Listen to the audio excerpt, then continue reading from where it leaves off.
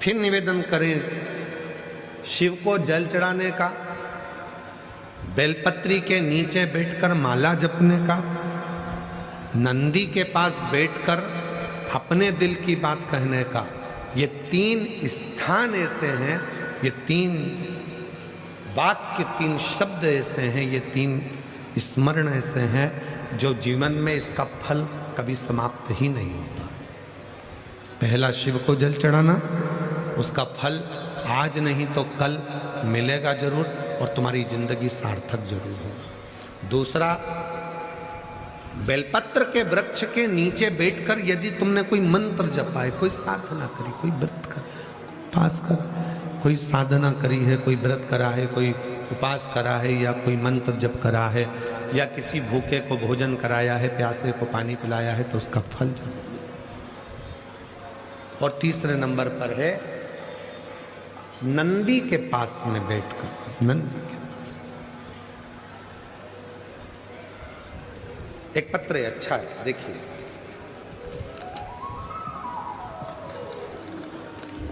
एक पत्र है, उस पत्र में उसने लिखा,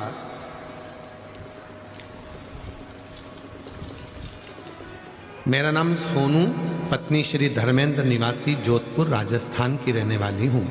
मेरा मोबाइल नंबर ये है। मैं प्रणाम करती हूँ। बाबा, क्या गुणगान करूँ, बाबा ने मेरे पति को नया जीवन दिया है। बाबा को धन्यवाद देने के लिए यहाँ आई हूँ। कहीं बैठी हो? नाम सोनू, पत्नी श्री धर्मेंद्र, निवासी जोधपुर राजस्थान से। कहीं बैठी हो तो हाथ हिला सकती हैं, और अगर बैठी हो तो बेलपत्र लेने के लिए आ सकती हैं। 16 जून 2023 को मेरे पति की अचानक तबीयत खराब हो गई।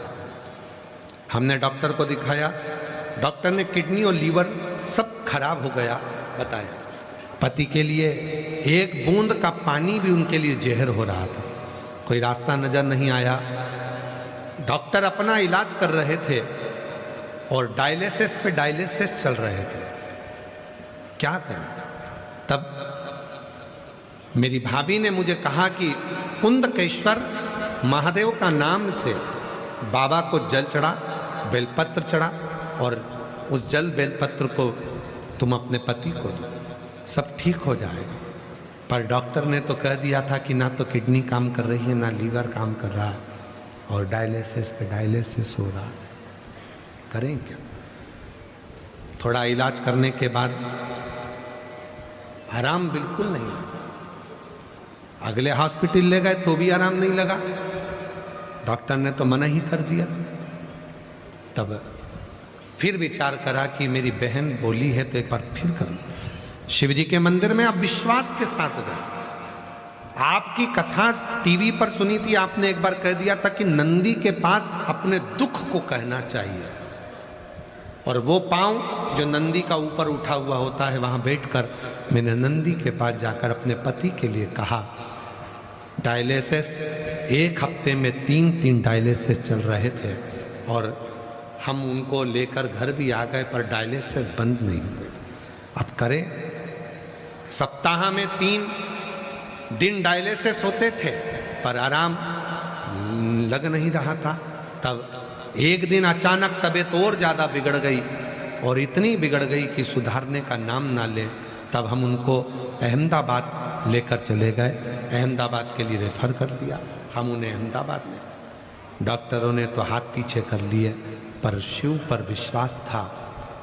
नंदी के पास जाकर जो मैंने बोला था, उस नंदी ने स्वीकार करा। मुझे नहीं मालूम था कि नंदी इतनी जल्दी सुन लेते हैं।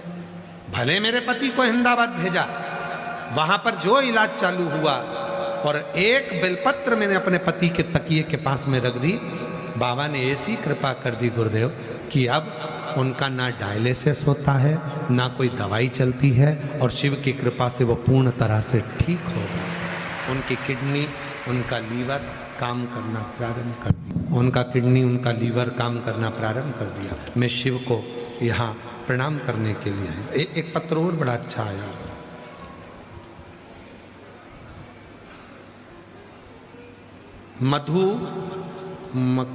मधु महरवाल, गांव आधी, जिला जयपुर से हूँ। गुरुजी, जयपुर में पिछली बार विद्याधर नगर में कथा हुई थी, उसमें मैं पंडाल में बैठकर कथा सुनी थी।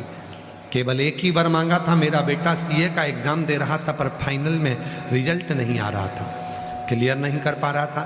बेटे ने अपनी हिम्मत तोड़ दी थी, तब उसको हिम्मत देकर मैं कहकर आई थी कि मैं विद्याधर नगर में कथा सुनने स्टेडियम में जा रही हूँ। मैंने सुना है पंडाल में बैठकर जो मांगा जाता है वो मिलता है। तू भी अब की बार एग्जाम देना तो नंदी के पास बैठकर प्रणाम करना और एक बेलपत्री पर शहद लगाकर शिव को चढ़ाना और मेहनत 4 गुना करना। आज मैं बाबा को धन्यवाद देने के लिए आई हूँ। बाबा की कृपा से मेरा बेटा आज सीए बन गया है। मैं बाबा को यहाँ प्रणाम करने के लिए आई हूँ, शिव को नमन करने के लिए।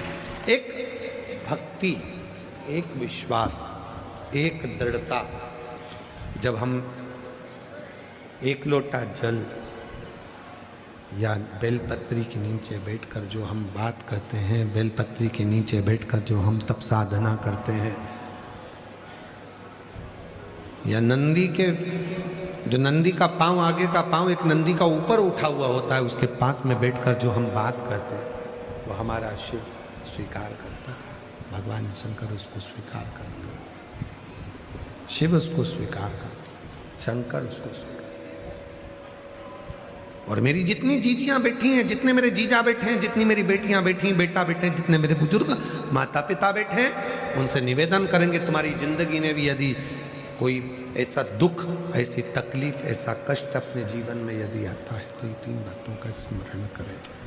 3 बातों को अपने भीतर उतारे। 1 लोटा जल शिव जी को चढ़ाएं, 1 लोटा जल शिव जी को समर्पित करें।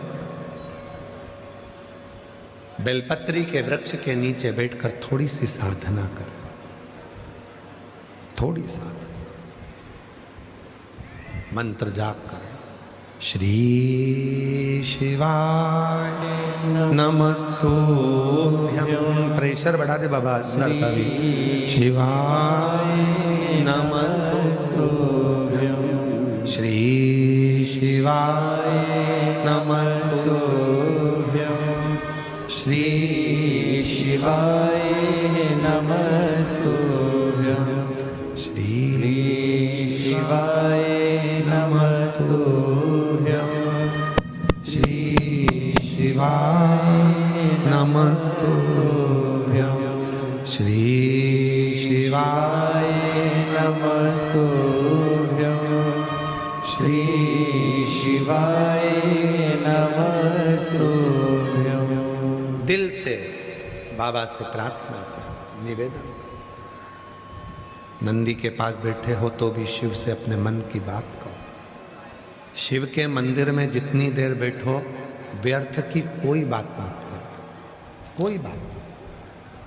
शिव के मंदिर में जितनी देर बैठो उतनी देर केवल उससे बात करो, उससे बात।